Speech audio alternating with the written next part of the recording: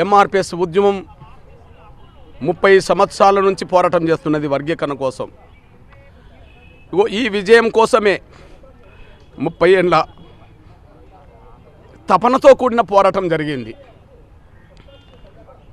ఒక జాతికి జరిగిన అన్యాయాన్ని సరిదిద్దడం కోసం జరిగిన పోరాటంలో, జాతిని గెలిపించుకోవడం కోసం జరిగిన పోరాటంలో ఎంతోమంది ఎంఆర్పిఎస్ నేతలు తమ ప్రాణాలను కోల్పోయారు. వారికి ఈనాటి విజయాన్ని అంకితం ఇస్తున్నాం.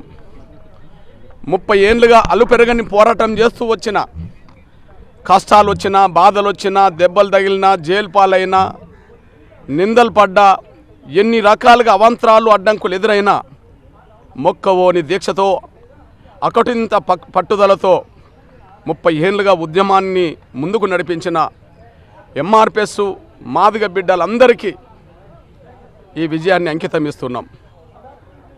అదే సమయంలో జాతి యావత్తు 30 ఏళ్ళు ఉద్యమం వైపే నిలబడ్డది. ఎన్నో కుట్రలు, ఉద్యమాన్ని దెబ్బతీసే కుట్రలు జరిగినాయి. ఎంతోమంది స్వార్థపరులు వెన్నుపోట్లు పొడిచే ప్రయత్నం చేశారు.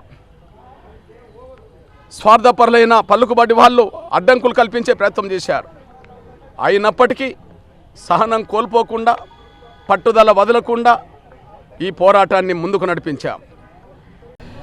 షెడ్యూల్ కులాల వర్గీకరణ ఉమ్మడి ఆంధ్రప్రదేశ్ చేసిందే ఆంధ్రప్రదేశ్ ముఖ్యమంత్రిగా ఉన్నప్పుడు చంద్రబాబు నాయుడు గారు.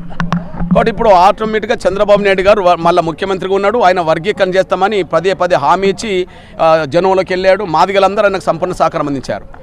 వర్గీకరణ మళ్ళా సుప్రీంకోర్టు అనుకూలమైన తీర్పిచ్చిన సమయంలో చంద్రబాబు నాయుడు గారు ముఖ్యమంత్రిగా ఉండడం అనేది మా జాతికి భవిష్యత్తుకు ఉపయోగపడుతుంది. రేపు వర్గీకరణ జరుగుతుంది. ఆ స్థానంలో మరొకరు కనుక ఉంటే మా వర్గీకరణ జరిగేది కాదు.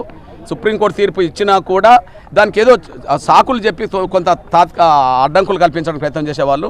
ఇక్కడ చంద్రబాబు నాయుడు గారు ఉండడం వల్ల ఆ వర్గీకరణ అమలు జరుగుతుంది ఆంధ్రప్రదేశ్లో.